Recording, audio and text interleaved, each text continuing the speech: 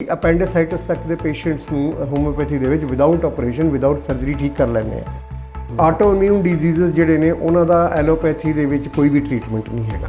ਹਾਂਜੀ, homeopathic medicine ਜਿਹੜੀਆਂ ਨੇ ਹਮੇਸ਼ਾ ਜਿਹੜਾ ਹੈਗਾ ਸਭ ਤੋਂ ਪਹਿਲਾਂ ਇਹਨਾਂ ਦਾ ਟਾਰਗੇਟ ਇਮਿਊਨਿਟੀ ਬਿਲਡ ਕਰਨਾ ਹੁੰਦਾ। ਹੋਮਿਓਪੈਥੀ ਹਰ ਬਿਮਾਰੀ ਦਾ ਇਲਾਜ ਕਰਦੀ ਹੈ, ਪਰ ਕਈ ਜਗ੍ਹਾ ਤੇ ਹਰ ਸਾਇੰਸ ਦੀਆਂ ਆਪੋ ਆਪਣੀ ਲਿਮਿਟੇਸ਼ਨ। ਡਾਕਟਰ ਪਰਮਜੀਤ ਸਿੰਘ ਤੁਹਾਡਾ ਚੈਟ ਹਾਊਸ ਵਿੱਚ ਬਹੁਤ ਬਹੁਤ ਸਵਾਗਤ ਕਰਦੇ ਹਾਂ ਜੀ। ਡਾਕਟਰ ਸਾਹਿਬ, ਸਾਨੂੰ ਪਹਿਲਾਂ ਤਾਂ ਆਪਣੀ ਵੀ ਜੋ ਤੁਹਾਡਾ ਜੀ ਮੇਨ ਸਟਰੀਮ ਹੈ ਉਹਦੇ ਬਾਰੇ ਦੱਸੋ ਕਿ ਹੋਮਿਓਪੈਥਿਕ ਮੈਡੀਸਿਨ ਕਿੱਦਾਂ ਵਰਕ ਕਰਦੀ ਹੈ ਤੇ ਇਹ ਦੂਸਰੀ ਮੈਡੀਸਿਨਸ ਤੋਂ ਕਿਵੇਂ ਡਿਫਰੈਂਟ ਹੈ ਆਯੁਰਵੈਦਿਕ ਜਾਂ ਐਲੋਪੈਥੀ ਨਾਲ ਇਹਨੂੰ ਅਗਰ ਕੰਪੇਅਰ ਕਰਦੇ ਹਾਂ ਤਾਂ ਜੀ। ਦੇਖੋ ਜੀ, ਹੋਮਿਓਪੈਥਿਕ ਸਾਇੰਸ ਜਿਹੜੀ ਹੈ ਇਹ ਜਰਮਨ ਦੀ ਪ੍ਰਣਾਲੀ ਹੈ ਔਰ ਜਰਮਨ ਦੇ ਵਿੱਚ ਸਾਡੇ ਜਿਹੜੇ ਡਾਕਟਰ ਹੈਨੀਮਨ ਹੋਏ ਨੇ, ਸੈਮੂਅਲ ਕ੍ਰਿਸਚੀਅਨ ਫੈਡਰਿਕ ਹੈਨੀਮਨ, ਉਹ ਇੱਕ ਐਲੋਪੈਥ ਸਨ। ਉਹਨਾਂ ਨੇ ਜਦੋਂ ਦੇਖਿਆ ਕਿ ਐਲੋਪੈਥਿਕ ਦਵਾਈਆਂ ਦੇ ਨਾਲ ਕਈ ਉਹਦੇ ਸਾਈਡ ਇਫੈਕਟਸ ਹੁੰਦੇ ਨੇ ਔਰ ਮਰੀਜ਼ਾਂ ਨੂੰ ਜਿਹੜੀ ਹੈ ਕਈ ਚੀਜ਼ਾਂ ਦੇ ਵਿੱਚ ਮਤਲਬ ਕਿ ਉਹਦੇ ਬੁਰੇ ਅਸਰ ਜਿਹੜੇ ਨੇ ਦਵਾਈਆਂ ਦੇ ਲੰਬਾ ਸਮਾਂ ਖਾਣ ਨਾਲ ਪੈਦਾ ਹੋ ਜਾਂਦੇ ਨੇ, ਅਤੇ ਉਹਨਾਂ ਨੇ ਇੱਕ ਨਵੀਂ ਡਿਸਕਵਰੀ ਕੀਤੀ, ਇੱਕ ਨਵੀਂ ਸਾਇੰਸ ਜਿਹੜੀ ਹੈ ਉਹਦੀ ਖੋਜ ਕੀਤੀ ਜਿਹਨੂੰ ਹੋਮਿਓਪੈਥੀ ਕਿਹਾ ਗਿਆ। ਔਰ ਹੋਮਿਓਪੈਥੀ ਜਿਹੜੀ ਹੈਗੀ ਹੈ ਇਹ ਨਾ ਤਾਂ ਇਹਦੇ ਕੋਈ ਸਾਈਡ ਇਫੈਕਟਸ ਨੇ, ਬਾਕੀ ਇਹਦਾ ਜਿਹੜਾ ਬੇਸਿਕ ਪ੍ਰਿੰਸੀਪਲਸ ਨੇ ਉਹ ਹੈਗੇ ਸਿਮਿਲੀਆ ਸਿਮਿਲੀਬਲ ਸਪ੍ਰਿੰਟ, ਮਤਲਬ ਲਾਈਕ ਕਿਉਰਸ ਲਾਈਕ। ਜਿਸ ਤਰ੍ਹਾਂ ਆਪਾਂ ਕਹਿ ਦਿੰਦੇ ਹਾਂ ਕਿ ਜ਼ਹਿਰ ਨੂੰ ਜ਼ਹਿਰ ਮਾਰਦੀ ਹੈ, ਲੋਹੇ ਨੂੰ ਲੋਹਾ ਕੱਟਦਾ, ਇਸ ਤਰ੍ਹਾਂ ਜਿਹੜਾ ਹੈਗਾ ਜਿਸ ਤਰ੍ਹਾਂ ਦੇ ਬਿਮਾਰੀ ਦੇ ਲੱਛਣ ਹੁੰਦੇ ਆ ਉਸੇ ਲੱਛਣਾਂ ਦੇ ਮੇਲ ਖਾਂਦੀ ਜਿਹੜੀਆਂ ਦਵਾਈਆਂ ਦੇ ਵਿੱਚ ਉਹੋ ਜਿਹੇ ਤੱਤਵ ਹੁੰਦੇ ਆ ਉਹਨੂੰ ਟਰੀਟ ਕਰਨ ਦੇ, ਉਹ ਉਹਨੂੰ ਜਿਹੜਾ ਹੈ ਉਹ ਘਾਟ ਕਰਦੀਆਂ ਨੇ, ਉਹਨੂੰ ਪੇਸ਼ੈਂਟ ਨੂੰ ਠੀਕ ਕਰਦੀਆਂ ਨੇ। ਤੇ ਅਗਰ ਇਹਨਾਂ ਨੂੰ ਆਪਾਂ ਆਯੁਰਵੈਦਿਕ ਨਾਲ ਕੰਪੇਅਰ ਕਰਦੇ ਆ ਐਲੋਪੈਥੀ, ਉਹਦੇ ਤੋਂ ਡਿਫਰੈਂਟ ਕਿਵੇਂ ਹੈ ਜੀ? ਬਿਲਕੁਲ, ਸਪੈਸ਼ਲੀ ਤੁਸੀਂ ਆਯੁਰਵੇਦ ਔਰ ਐਲੋਪੈਥੀ ਜਿਹੜੀਆਂ ਨੇ ਉਹ ਕਰੂਡ ਫਾਰਮ ਆਫ ਡਰੱਗਸ ਨੇ, ਕੈਮੀਕਲਸ, ਮਿਨਰਲਸ, ਸਾਲਟ ਸਾਰੇ ਉਹਦੇ 'ਚ ਕਰੂਡ ਹੁੰਦੇ ਆ। ਔਰ ਹੋਮਿਓਪੈਥੀ ਦੇ ਵਿੱਚ ਕਰੂਡ ਫਾਰਮਸ ਦੇ ਵਿੱਚ ਨਹੀਂ ਹੁੰਦੇ, ਤੇ ਮੋਲੀਕੂਲਰ ਫਾਰਮ ਹੈ, ਇਹਦੇ 'ਚ ਐਟੋਮਿਕ ਫਾਰਮ ਹੈ ਔਰ ਇਹ ਨਿਊਕਲੀਅਰ ਫਾਰਮ ਕਹਿ ਸਕਦੇ ਆਪਾਂ। ਇਹ ਇੱਕ ਪੋਟੈਂਟਾਈਜ਼ਡ ਮੈਡੀਸਿਨਸ ਨੇ, ਤੇ ਪੋਟੈਂਟਾਈਜ਼ਡ ਹੋਣ ਕਰਕੇ ਇਹਨਾਂ ਦਾ ਉਹਨਾਂ ਨਾਲੋਂ ਬਹੁਤ ਜ਼ਿਆਦਾ ਡਿਫਰੈਂਸ ਹੈਗਾ। ਬਟ ਇਹ ਮੈਡੀਸਿਨ ਤੁਸੀਂ ਦੇਖਦੇ ਹੋ ਜੀ ਕੰਟਰੋਵਰਸੀਜ਼ ਦੇ ਵਿੱਚ ਵੀ ਬਹੁਤ ਰਹਿੰਦੀ ਹੈ, ਬਾਹਰਲੀ ਕੰਟਰੀਜ਼ ਦੇ ਵਿੱਚ ਵੀ ਇਹਦੇ ਉੱਪਰ ਬਹੁਤ ਕੰਟਰੋਵਰਸੀ ਕੀਤੀ ਜਾਂਦੀ ਹੈ ਜੀ। ਦੇਖੋ, ਕੰਟਰੋਵਰਸੀ ਹਮੇਸ਼ਾ ਉਸ ਚੀਜ਼ ਦੀ ਹੋਏਗੀ ਜਿਹੜੀ ਚੀਜ਼ ਦੇ ਵਿੱਚ ਕੋਈ ਦਮ ਹੋਏਗਾ, ਪਹਿਲੀ ਗੱਲ। ਦੂਸਰੀ ਗੱਲ ਇਹ ਹੈ ਕਿ ਹੋਮਿਓਪੈਥੀ ਦਾ ਅੱਜ ਤੱਕ ਜਿਹੜਾ ਪਿਛਲਾ ਪ੍ਰਚਾਰ ਹੁੰਦਾ ਆਇਆ ਉਹ ਇਹ ਸੀ ਕਿ ਈਵਨ ਸਾਡੇ ਹੋਮਿਓਪੈਥਿਕ ਡਾਕਟਰਾਂ ਨੂੰ ਨਹੀਂ ਸੀ ਪਤਾ ਲੱਗ ਰਿਹਾ, ਔਰ ਉੱਥੇ ਬੜੀਆਂ ਥਿਊਰੀਜ਼ ਬਣਾਈਆਂ ਜਾਂਦੀਆਂ ਸੀ ਕਿ ਹੋਮਿਓਪੈਥੀ ਕੰਮ ਕਿੱਦਾਂ ਕਰਦੀ ਹੈ। ਸੋ ਉਹ ਕੰਮ ਕਿੱਦਾਂ ਕਰਦੀ ਹੈ, ਹੋਮਿਓਪੈਥਿਕ ਦਵਾਈ ਦੇ ਵਿੱਚ ਹੈ ਕੀ, ਇਸ ਚੀਜ਼ ਦੇ ਉੱਪਰ ਕੰਟਰੋਵਰਸੀਜ਼ ਰਾਈਜ਼ ਹੋਈਆਂ ਨੇ। ਅੱਜ ਦਾ ਯੁੱਗ ਬੜਾ ਸਾਇੰਟੀਫਿਕ ਯੁੱਗ ਆ। ਹਰ ਵਿਅਕਤੀ ਦੇ ਵਿੱਚ ਇੱਕ ਜਿਗਿਆਸਾ ਹੁੰਦੀ ਹੈ ਕਿ ਜੇ ਮੈਂ ਕੋਈ ਚੀਜ਼ ਆਪਣੀ ਸਿਹਤ ਵਾਸਤੇ ਲੈ ਰਿਹਾ ਤਾਂ ਮੈਨੂੰ ਘੱਟੋ ਘੱਟ ਪਤਾ ਹੋਵੇ ਵੀ ਇਹ ਕਿਸ ਤਰੀਕੇ ਨਾਲ ਮੇਰੀ ਬਾਡੀ 'ਤੇ ਕੰਮ ਕਰੂਗੀ, ਇਹ ਮੇਰੇ ਕਿਸੇ ਔਰਗਨਸ 'ਤੇ ਕੰਮ ਕਰੇਗੀ, ਮੇਰੇ ਬਲੱਡ 'ਤੇ ਕੰਮ ਕਰੇਗੀ, ਜਾਂ ਮੇਰੇ ਕਿਸ ਰੂਟ ਤੋਂ ਇਹਦਾ ਐਕਸ਼ਨ ਹੋਏਗਾ। ਇਹ ਨੈਚੁਰਲ ਆ। ਹੁਣ ਇਸ ਚੀਜ਼ ਨੂੰ ਕੰਪੀਟ ਕਰਨ ਦੀ ਖਾਤਰ ਹੋਮਿਓਪੈਥਿਕ ਸਾਇੰਸ ਜਿਹੜੀ ਆ ਇਸ ਨੇ ਬਹੁਤ ਵੱਡੇ ਵਿਰੋਧ ਹੁਣ ਤੱਕ ਸਹੇ ਨੇ, ਲੇਕਿਨ ਇਹ ਖੜੀ ਵੀ ਅੱਜ ਇਸੇ ਕਰਕੇ ਕਿ ਬਿਲਕੁਲ ਪਰਫੈਕਟ ਸਾਇੰਸ ਹੈ। ਔਰ ਇਹਦੇ ਵਿੱਚ ਮੈਂ ਤੁਹਾਨੂੰ ਦੱਸਣਾ ਚਾਹੁੰਦਾ, ਤੁਹਾਡੇ ਮਾਧਿਅਮ ਦੇ ਜ਼ਰੀਏ ਆਮ ਜਨਤਾ ਤੱਕ ਵੀ ਇਹ ਗੱਲ ਪਹੁੰਚਾਉਣੀ ਚਾਹੁੰਦਾ ਕਿ ਹੋਮਿਓਪੈਥੀ ਜਿਹੜੀ ਆ ਇਹ ਮੋਲੀਕੂਲਰ ਇੰਪ੍ਰਿੰਟ ਥੈਰੇਪੈਟਿਕਸ ਦੇ ਨਾਂ 'ਤੇ ਨਵੇਂ ਸਿਰੇ ਤੋਂ ਹੁਣ ਇਹਦੀ ਜਿਹੜੀ ਹੈ ਰੀਡਿਫਾਈਨ ਕੀਤੀ ਜਾ ਰਹੀ ਹੈ। ਔਰ ਇਹਦੇ 'ਚ ਇੱਕ ਚੀਜ਼ ਦੀ ਕਾਢ ਕੱਢ ਲਈ ਗਈ ਆ। ਪਹਿਲਾਂ ਕੀ ਸੀ ਕਿ ਲੋਕ ਕਹਿ ਦਿੰਦੇ ਸੀ ਕਿ ਜੀ ਇਹ ਤਾਂ ਅੰਧ ਵਿਸ਼ਵਾਸ ਹੈ, ਜਾਂ ਇਹ ਸਾਧ ਦੀ ਕੁੜੀ ਹੈ, ਵੀ ਤੁਸੀਂ ਮਰੀਜ਼ ਡਾਕਟਰ ਕੋਲ ਗਿਆ, ਡਾਕਟਰ ਨੇ ਗੱਲਾਂ ਕੀਤੀਆਂ ਜੀ। ਜਿਸ ਤਰ੍ਹਾਂ ਇੱਕ ਸਾਇੰਟਿਸਟ ਮੈਥੀਅਸ ਈਗਰ ਸੀਗੇ ਸਕਾਟਲੈਂਡ ਦੇ, ਉਹਨਾਂ ਨੇ ਇੱਕ ਵਾਰੀ ਇੱਕ ਲੈਂਸੈਟ ਅਖਬਾਰ ਹੈ ਇੰਗਲੈਂਡ ਦਾ, ਜਿਹੜਾ ਕਿ ਵਰਲਡ ਦਾ ਬਹੁਤ ਵੱਡਾ ਇੱਕ ਅਖਬਾਰ ਹੈ ਮੈਡੀਕਲ ਸਾਇੰਸ ਦਾ, ਉਹਦੇ 'ਚ ਉਹਨਾਂ ਨੇ ਨਿਊਜ਼ ਬਣਾਤੀ ਸੀ, ਇੱਕ ਰਿਪੋਰਟ ਦੇ ਦਿੱਤੀ ਕਿ ਹੋਮਿਓਪੈਥੀ ਜਿਹੜੀ ਹੈ ਇਹ ਤਾਂ ਬਿਲਕੁਲ ਅੰਧ ਵਿਸ਼ਵਾਸ ਹੈ। ਔਰ ਜਦੋਂ ਬੰਦਾ ਕੋਈ ਦਵਾਈ ਲੈਂਦਾ ਹੈ ਉਹ ਮਰੀਜ਼ ਨਾਲ ਗੱਲਬਾਤ ਕਰਕੇ ਡਾਕਟਰ ਦੇ ਨਾਲ ਮਰੀਜ਼ ਜਿਹੜਾ ਹੈ ਉਹ ਮੈਂਟਲੀ ਸੈਟਿਸਫਾਈ ਹੋ ਜਾਂਦਾ। ਜੋ ਘਰ ਜਾਂਦਾ ਹੈ ਅਤੇ ਉਹ ਜਿਹੜਾ ਹੈ ਉਹਨੂੰ ਤਸੱਲੀ ਹੋ ਜਾਂਦੀ ਹੈ ਕਿ ਮੈਂ ਸ਼ਾਇਦ ਠੀਕ ਹੈ।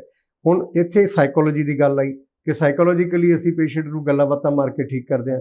ਤਾਂ ਮੈਂ ਦੱਸਣਾ ਚਾਹੁੰਦਾ ਕਿ ਜਦੋਂ ਸਾਡੇ ਕੋਲ ਕੋਈ ਬੱਚਾ ਆਉਂਦਾ ਜਿਹਨੂੰ ਡਾਇਰੀਆ ਹੋਇਆ, ਜਿਹਨੂੰ ਫੀਵਰ ਹੋਇਆ, ਅਸੀਂ ਉਹਨੂੰ ਬੱਚੇ ਨੂੰ ਸਾਈਕੋਲੋਜੀਕਲੀ ਕਿਵੇਂ ਟਰੀਟ ਕਰ ਲਾਂਗੇ ਜਦ 1 ਸਾਲ ਤੋਂ ਛੋਟਾ ਬੱਚਾ ਨਾ ਸਾਡੀ ਬੋਲੀ ਸਮਝਦਾ, ਨਾ ਅਸੀਂ ਉਹਦੀ ਗੱਲ ਸਮਝਦੇ। ਉੱਥੇ ਅਸੀਂ ਉਹਦੇ ਪੇਰੈਂਟਸ ਨੂੰ, ਮਾਂ ਨੂੰ ਤਾਂ ਹਿਪਨੋਟਾਈਜ਼ ਕਰ ਸਕਦੇ ਹਾਂ। ਗੱਲ ਹਿਪਨੋਟਿਜ਼ਮ ਦੀ ਆ ਗਈ ਸੀ ਕਿ ਅਸੀਂ ਹਿਪਨੋਟਾਈਜ਼ ਕਰਦੇ ਹਾਂ। ਤਾਂ ਮੈਂ ਇਹ ਦੱਸਣਾ ਚਾਹੁੰਦਾ ਕਿ ਅਸੀਂ ਉੱਥੇ ਪੇਸ਼ੈਂਟ ਨੂੰ ਦਵਾਈ ਨਾਲ ਬਕਾਇਦਾ ਠੀਕ ਕਰਦੇ, ਤਾਂ ਹੀ ਉਹ ਇੱਕ ਛੋਟਾ ਬੱਚਾ, ਉਹਦਾ ਨਮੂਨੀਆ, ਉਹਦੀ ਖਾਂਸੀ, ਉਹਦਾ ਬੁਖਾਰ, ਉਹਦੀਆਂ ਟੱਟੀਆਂ ਉਲਟੀਆਂ ਸਭ ਠੀਕ ਹੁੰਦੀਆਂ ਨੇ ਦਵਾਈ ਦੇ ਨਾਲ।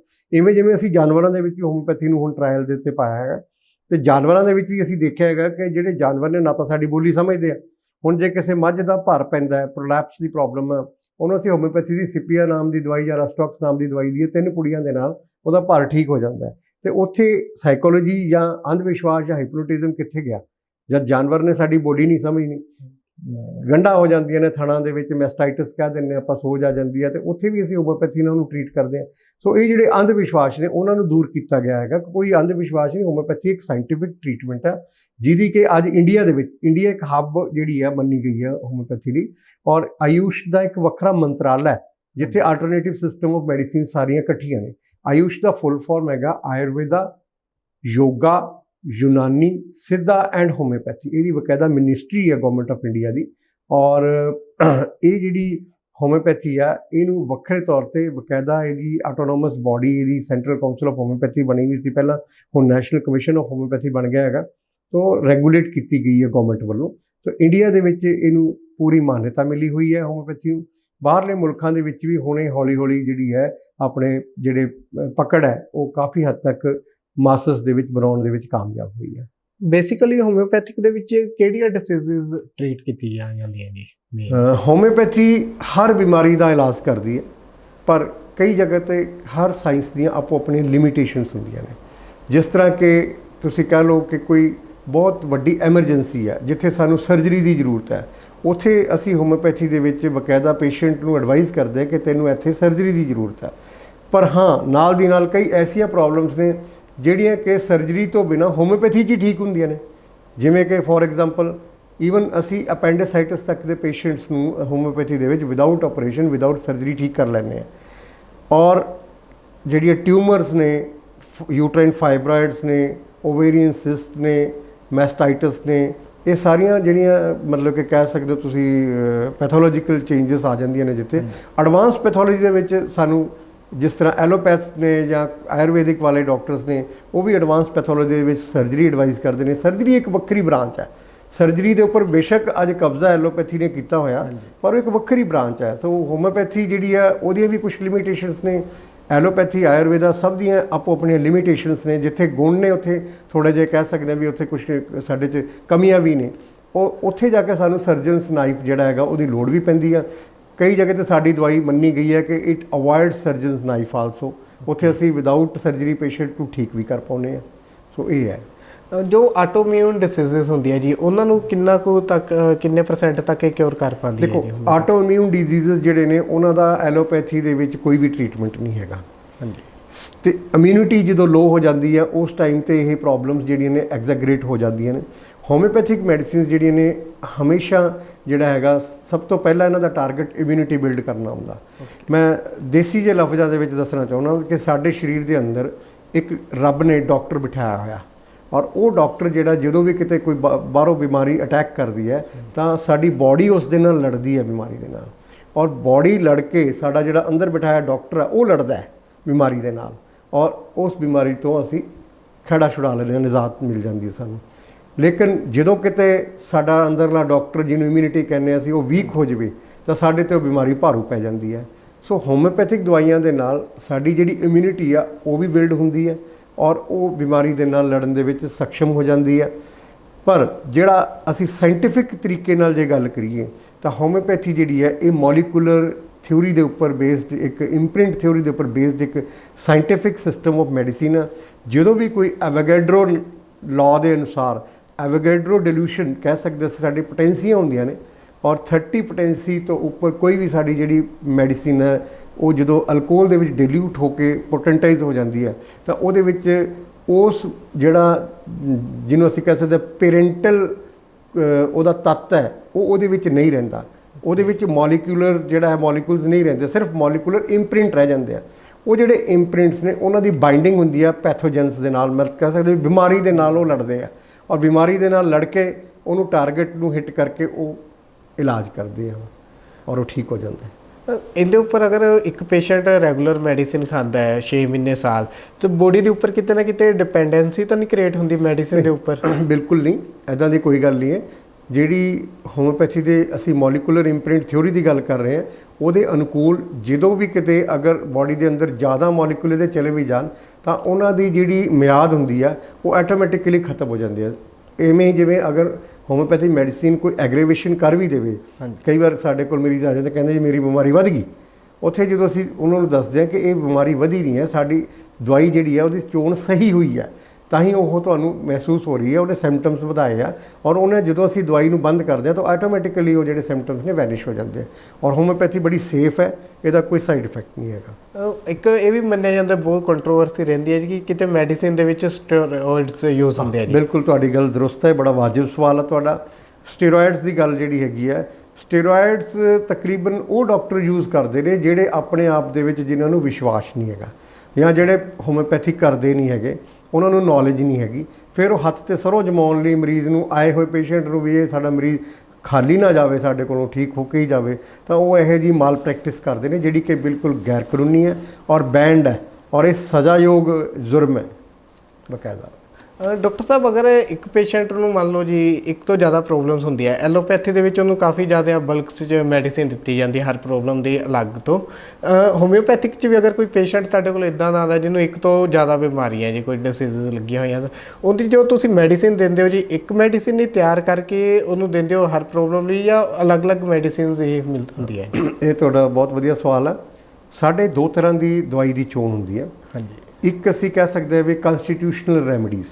ਕੰਸਟੀਟਿਊਸ਼ਨਲ ਰੈਮਡੀ ਜਿਹੜੀ ਆ ਉਹ ਅਸੀਂ ਸਾਰੇ ਬਾਡੀ ਦੇ ਲੱਛਣਾਂ ਨੂੰ ਮਿਲਾ ਕੇ, ਉਹਦੀ ਬਣਤਰ ਸਰੀਰ ਦੀ ਮਿਲਾ ਕੇ, ਉਹਦੀ ਇੱਛਾਵਾਂ, ਉਹਦੇ ਖਾਣ ਪੀਣ ਦੀ ਹੈਬਿਟਸ, ਉਹਦੇ ਮਾਨਸਿਕ ਸਿੰਪਟਮ ਸਾਰੇ ਮਿਲਾ ਕੇ ਇੱਕ ਦਵਾਈ ਸਿਲੈਕਟ ਕਰ ਲੈਂਦੇ ਹਾਂ, ਉਹਨੂੰ ਅਸੀਂ ਸਿੰਗਲ ਰੈਮਡੀ ਕਹਿ ਦਿੰਦੇ ਹਾਂ। ਮੋਸਟਲੀ ਸਾਡੇ ਬਹੁਤ ਡਾਕਟਰ ਜਿਹੜੇ ਨੇ ਉਹ ਸਿੰਗਲ ਰੈਮਡੀ ਦੀ ਪ੍ਰੈਕਟਿਸ ਕਰਦੇ ਨੇ। ਪਰ ਜਿੱਥੋਂ ਤੱਕ ਦੇਖਿਆ ਜਾਂਦਾ ਕਿ ਸਾਨੂੰ ਜਿਵੇਂ ਅਕਿਊਟ ਪ੍ਰੋਬਲਮਸ ਆਉਂਦੀਆਂ ਨੇ, ਉੱਥੇ ਅਸੀਂ ਕੀ ਕਰਦੇ ਹਾਂ ਕਿ ਅਗਰ ਸਾਡੇ ਕੋਲ ਮਲਟੀਪਲ ਮੈਡੀਸਿਨਸ ਵੀ ਕੋਈ ਸਿਲੈਕਟ ਹੋ ਜਾਂਦੀਆਂ ਨੇ, ਤਾਂ ਅਸੀਂ ਅਗਰ ਮਲਟੀਪਲ ਮੈਡੀਸਿਨਸ ਨੂੰ ਵੀ ਦਿੰਦੇ ਹਾਂ ਤਾਂ ਉਹ ਵੀ ਕਾਰਗਰ ਹੁੰਦੀਆਂ ਨੇ ਔਰ ਇਮੀਡੀਏਟ ਰਿਜ਼ਲਟਸ ਦਿੰਦੀਆਂ ਨੇ। ਸੋ ਇਹ ਅਲੱਗ-ਅਲੱਗ ਡਾਕਟਰਸ ਦੀ ਆਪੋ ਆਪਣੀ ਥਿਊਰੀਜ਼ ਨੇ ਆਫ ਪ੍ਰੈਕਟਿਸ, ਔਰ ਇਹਦੇ ਵਿੱਚ ਇਹ ਨਹੀਂ ਕਿਹਾ ਜਾ ਸਕਦਾ ਕਿ ਮਤਲਬ ਕਿ ਦੋਨੋਂ ਥਿਊਰੀਜ਼ ਜਿਹੜੀਆਂ ਅੱਡੋ ਅੱਡੀ ਨੇ ਜਾਂ ਗਲਤ ਨੇ।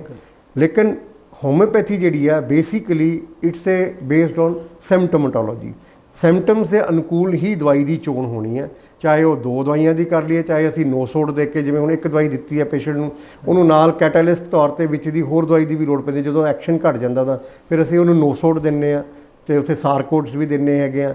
ਸੋ ਕੰਸਟੀਟਿਊਸ਼ਨਲ ਮੈਡੀਸਿਨ ਦਿੰਦੇ ਹਾਂ। ਅਕਿਊਟ ਐਮਰਜੈਂਸੀਜ਼ ਦੇ ਵਿੱਚ ਜਿਵੇਂ ਸਾਨੂੰ 2 ਜਾਂ 3 ਦਵਾਈਆਂ ਵੀ ਦੇਣੀਆਂ ਪੈਂਦੀਆਂ ਨੇ। ਇਹ ਅਲੱਗ-ਅਲੱਗ ਪ੍ਰੈਕਟੀਕਲ ਐਕਸਪੀਰੀਅੰਸ ਹੈ, ਅੱਡ ਡਾਕਟਰ ਦਾ ਅਲੱਗ-ਅਲੱਗ ਤਜਰਬਾ ਹੈ, ਔਰ ਹਰ ਵਿਅਕਤੀ ਜਿਹੜਾ ਪਿਓਰਲੀ ਹੋਮਿਓਪੈਥੀ ਜਿਹੜਾ ਪ੍ਰੈਕਟਿਸ ਕਰਦਾ, ਉਹ ਡਾਕਟਰ ਦੋਨਾਂ ਤਰੀਕਿਆਂ ਦੇ ਨਾਲ ਪੇਸ਼ੈਂਟ ਨੂੰ ਟਰੀਟ ਕਰ ਸਕਦਾ ਹੈ।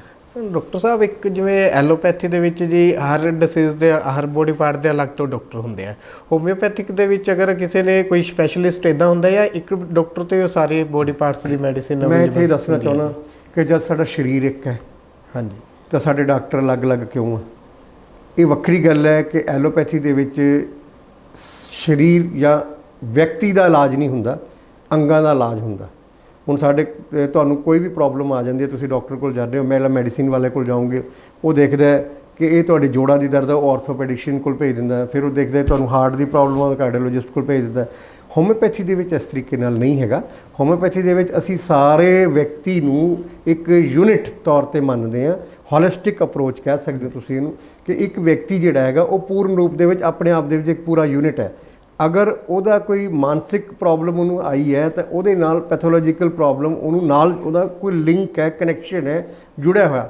ਇੱਕ ਐਗਜ਼ਾਮਪਲ ਦਿੰਦਾ ਤੁਹਾਨੂੰ, ਜਿਸ ਤਰ੍ਹਾਂ ਸਾਡੇ ਮਿਹਦੇ ਦੇ ਵਿੱਚ ਜ਼ਖਮ ਹੋ ਜਾਂਦਾ ਹੈ, ਜਿਹਨੂੰ ਅਸੀਂ ਪੈਪਟਿਕ ਅਲਸਰ ਕਹਿ ਦਿੰਦੇ ਹਾਂ। ਪੈਪਟਿਕ ਅਲਸਰ ਜਿਹੜਾ ਹੈਗਾ, ਉਹਦਾ ਕਾਰਨ ਕੀ ਹੁੰਦਾ ਕਿ ਤੇਜ਼ਾਬ ਜ਼ਿਆਦਾ ਬਣਦਾ ਜਦੋਂ ਸਟਮਕ ਦੇ ਅੰਦਰ, ਤਾਂ ਉਹ ਹੌਲੀ ਹੌਲੀ ਕੁਰੇਦ ਕੇ ਉੱਥੇ ਜ਼ਖਮ ਕਰ ਦਿੰਦਾ। ਹੁਣ ਜੇ ਅਸੀਂ ਦੇਖੀਏ ਕਿ ਤੇਜ਼ਾਬ ਦਾ ਕਾਰਨ ਕੀ ਹੈ, ਤੇਜ਼ਾਬ ਉਦੋਂ ਬਣਦਾ ਜ਼ਿਆਦਾ ਜਦੋਂ ਅਸੀਂ ਸੋਚਦੇ ਜ਼ਿਆਦਾ, ਜੇ ਸਾਡੇ 'ਤੇ ਸਟ੍ਰੈਸ ਰਹਿੰਦਾ ਹੈ ਜਾਂ ਐਂਗਜ਼ਾਇਟੀ ਰਹਿੰਦੀ ਹੈ, ਉਦੋਂ ਸਾਡਾ ਜਿਹੜਾ ਤੇਜ਼ਾਬ ਜ਼ਿਆਦਾ ਬਣੇਗਾ। ਤੇਜ਼ਾਬ ਜ਼ਿਆਦਾ ਬਣੇਗਾ ਤਾਂ ਸਾਡੇ ਜ਼ਖਮ ਵੀ ਹੋਏਗਾ। ਸੋ ਹੋਮਿਓਪੈਥੀ ਦੇ ਵਿੱਚ ਸਾਨੂੰ ਉਹਦੇ ਮਾਨਸਿਕ ਸਿੰਪਟਮ, ਜਿਹੜੇ ਅਸਲੀ ਜੜ੍ਹ ਹੈ ਬਿਮਾਰੀ ਦੀ, ਉਹ ਮਾਨਸਿਕ ਸਿੰਪਟਮ ਜਦੋਂ ਅਸੀਂ ਪੇਸ਼ੈਂਟ ਦੇ ਲੈਂਦੇ ਹਾਂ, ਤਾਂ ਉਸ ਤੋਂ ਬਾਅਦ ਉਹਦਾ ਅਗਰ ਅਸੀਂ ਉਹ ਜਿਹੜਾ ਸਟ੍ਰੈਸ ਲੈਵਲ, ਐਂਗਜ਼ਾਇਟੀ, ਉਹਨੂੰ ਖਤਮ ਕਰ ਦਿੰਦੇ ਹਾਂ, ਤਾਂ ਉਹਦੇ ਤੇਜ਼ਾਬ ਘੱਟ ਬਣਦਾ ਹੈ, ਤਾਂ ਉਸ ਤੋਂ ਬਾਅਦ ਉਹ ਜ਼ਖਮ ਆਟੋਮੈਟਿਕਲੀ ਠੀਕ ਹੋ ਜਾਂਦਾ। ਸੋ ਹੋਮਿਓਪੈਥੀ ਦੇ ਵਿੱਚ ਆਰਗਨ ਵਾਈਜ਼ ਟਰੀਟਮੈਂਟ ਨਹੀਂ ਹੈਗਾ। ਹੋਮਿਓਪੈਥੀ ਦੇ ਵਿੱਚ ਥੈਰੇਪੀਟਿਕਲੀ ਅਸੀਂ ਜ਼ਰੂਰ ਆਰਗਨ ਵਾਈਜ਼ ਚੱਲ ਪੈਂਦੇ ਹਾਂ ਜਦੋਂ ਅਕਿਊਟ ਐਮਰਜੈਂਸੀਜ਼ ਦੇ ਵਿੱਚ ਕੰਮ ਕਰਦੇ, ਜਾਂ ਜ਼ਿਆਦਾ ਜਿਹੜਾ ਹੈਗਾ ਪੇਸ਼ੈਂਟ ਉਲਝਿਆ ਹੋਇਆ ਹੁੰਦਾ, ਜਿੱਥੇ ਪੈਥੋਲੋਜੀ ਐਡਵਾਂਸ ਹੋ ਗਈ ਹੈ, ਉੱਥੇ ਅਸੀਂ ਜ਼ਰੂਰ ਆਰਗਨੋਪੈਥੀ ਯੂਜ਼ ਕਰ ਲੈਂਦੇ ਹਾਂ ਉਸ ਅਕੋਰਡਿੰਗਲੀ। ਇਹ ਸਾਡੇ ਐਕਸਪੀਰੀਅੰਸ ਦੀਆਂ ਗੱਲਾਂ ਨੇ, ਟਰਾਇਲਸ ਦੀਆਂ ਗੱਲਾਂ ਨੇ, ਕਲੀਨਿਕਲ ਗੱਲਾਂ ਨੇ। ਲੇਕਿਨ ਐਜ਼ ਏ ਹੋਲ ਅਗਰ ਮੰਨ ਕੇ ਚੱਲੀਏ ਤਾਂ ਅਸੀਂ ਵਿਅਕਤੀ ਨੂੰ ਪੂਰਾ ਇੱਕ ਯੂਨਿਟ ਮੰਨ ਕੇ ਉਹਨੂੰ ਟਰੀਟ ਕਰਦੇ ਹਾਂ, ਅਤੇ ਅਸੀਂ ਪੂਰੇ ਮੈਨ ਨੂੰ ਟਰੀਟ ਕਰਦੇ ਹਾਂ। ਡਾਕਟਰ ਸਾਹਿਬ, ਇੱਕ ਆਲੇ ਦਿਨਾਂ ਕੋਵਿਡ ਕ੍ਰਾਈਸਿਸ ਚੱਲ ਰਿਹਾ ਤੇ ਇੱਕ ਮੈਡੀਸਿਨ ਬਹੁਤ ਵਾਇਰਲ ਹੋ ਰਹੀ ਹੈ ਜੀ ਸੋਸ਼ਲ ਮੀਡੀਆ ਦੇ ਉੱਪਰ, WhatsApp ਤੇ ਜਾਂ ਜਿੰਨੇ ਵੀ ਸੋਸ਼ਲ ਪਲੇਟਫਾਰਮਸ ਨੇ, ਆਕਸੀਜਨ ਵਧਾਉਣ ਦੇ ਲਈ। ਐਸਪੀਡੋਸਪਰਮਾ। ਹਾਂਜੀ, ਇਹਦੇ 'ਚ ਜੀ ਇਹ ਕੋਈ ਕਿੰਨਾ ਰਿਜ਼ਲਟ ਆ ਰਿਹਾ ਜਾਂ ਇਹ ਲੋਕਾਂ ਨੂੰ ਯੂਜ਼ ਕਰਨੀ ਚਾਹੀਦੀ ਹੈ? ਇਹਦੇ 'ਤੇ ਕੀ ਐਡਵਾਈਸ ਕਰਦੇ ਹੋ ਜੀ ਤੁਸੀਂ? ਦੇਖੋ, ਇਹਦੇ 'ਤੇ ਮੇਰੀਆਂ ਰੇਡੀਓ ਟਾਕਸ ਔਰ ਟੀਵੀ ਸ਼ੋਜ਼ ਬਹੁਤ ਹੋਏ ਨੇ ਤੇ ਮੈਂ ਦੱਸਣਾ ਚਾਹੁੰਦਾ ਕਿ ਹੋਮਿਓਪੈਥੀ ਦੇ ਵਿੱਚ ਹਰ ਵਿਅਕਤੀ ਲਈ ਅਲੱਗ-ਅਲੱਗ ਦਵਾਈ ਆ। ਜਿਸ ਤਰ੍ਹਾਂ ਤੁਹਾਡੇ ਲਈ ਹੈ, ਤੁਹਾਡਾ ਖਾਣਾ ਪੀਣਾ, ਤੁਹਾਡੀਆਂ ਚੁਆਇਸਿਸ, ਤੁਹਾਡੀਆਂ ਡਿਜ਼ਾਇਰਸ, ਅਵਰਸ਼ਨਸ, ਤੁਹਾਡੀਆਂ ਇੱਛਾਵਾਂ ਇਹ ਵੱਖੋ ਵੱਖਰੀ ਨੇ। ਅਗਰ ਤੁਹਾਨੂੰ ਤਕਲੀਫ ਵੀ ਹੁੰਦੀ ਹੈ ਤਾਂ ਤੁਸੀਂ ਉਹਦੀਆਂ ਮੋਡੈਲਿਟੀਜ਼ ਅਸੀਂ ਕਹਿ ਸਕਦੇ ਹਾਂ। ਜਿਵੇਂ ਫਰਜ਼ ਕਰੋ ਤੁਹਾਡਾ ਸਿਰ ਦੁਖਦਾ, ਮੇਰਾ ਵੀ ਸਿਰ ਦੁਖਦਾ, ਤੁਹਾਡਾ ਵੀ ਸਿਰ ਦੁਖਦਾ। ਹੋ ਸਕਦਾ ਤੁਹਾਡਾ ਸਿਰ ਦੱਬਣ ਨਾਲ ਤੁਹਾਨੂੰ ਆਰਾਮ ਮਿਲਦਾ ਹੋਵੇ ਤੇ ਮੇਰਾ ਸਿਰ ਜਿਹੜਾ ਉਹ ਦੱਬਣ ਨਾਲ ਵੱਧਦਾ ਹੋਵੇ, ਤੇ ਉੱਥੇ ਦਵਾਈਆਂ ਵੱਖੋ ਵੱਖਰੀਆਂ ਹੋ ਜਾਂਦੀਆਂ ਨੇ। ਇਵੇਂ ਜਿਵੇਂ ਕੋਈ ਪੇਟ ਦਰਦ ਹੈ, ਇੱਕ ਵਿਅਕਤੀ ਪੇਟ ਨੂੰ ਦਬਾ ਕੇ ਕੰਫਰਟ ਫੀਲ ਕਰਦਾ, ਆਰਾਮ ਫੀਲ ਕਰਦਾ। ਇੱਕ ਵਿਅਕਤੀ ਉਹ ਹੱਥ ਨਹੀਂ ਲਵਾਉਂਦਾ ਪੇਟ ਨੂੰ। ਇੱਕ ਵਿਅਕਤੀ ਜਿਹੜਾ ਪਿੱਛੇ ਨੂੰ ਲੇਟ ਕੇ ਮਹਿਸੂਸ ਕਰਦਾ ਕਿ ਮੈਂ ਠੀਕ ਹੈ। ਇੱਕ ਵਿਅਕਤੀ ਹੈ ਜਿਹੜਾ ਅੱਗੇ ਨੂੰ ਝੁੱਕ ਕੇ ਬੈਠ ਕੇ ਠੀਕ ਮਹਿਸੂਸ ਕਰਦਾ। ਉਹ ਚਾਰਾਂ ਦੀ ਦਵਾਈ ਅਲੱਗ-ਅਲੱਗ ਹੋਏਗੀ। ਇਸੇ ਤਰ੍ਹਾਂ ਹੋਮਿਓਪੈਥੀ ਦੇ ਵਿੱਚ ਟੋਟੈਲਿਟੀ ਆਫ ਸਿੰਪਟਮਸ, ਜਿਹੜੀ ਮੈਂ ਗੱਲ ਕਰਕੇ ਹਟਿਆ ਪਹਿਲਾਂ, ਕਿ ਸਾਰੇ ਸਿੰਪਟਮਸ ਨੂੰ ਮਿਲਾ ਕੇ ਅਸੀਂ ਦਵਾਈ ਦੀ ਚੋਣ ਕਰਦੇ ਹਾਂ, ਉੱਥੇ ਹਰ ਵਿਅਕਤੀ ਦੀ ਅਲੱਗ-ਅਲੱਗ ਦਵਾਈ ਆ। ਇਹ ਤਾਂ ਇੱਕ ਐਵੇਂ ਭੇਡ ਚਾਲ ਵਾਲੀ ਗੱਲ ਕਹਿ ਲਓ ਜਾਂ ਕੂੜ ਪ੍ਰਚਾਰ ਕੀਤਾ ਗਿਆ ਵੈਸੀ ਇੱਕ ਦਵਾਈ ਦਾ।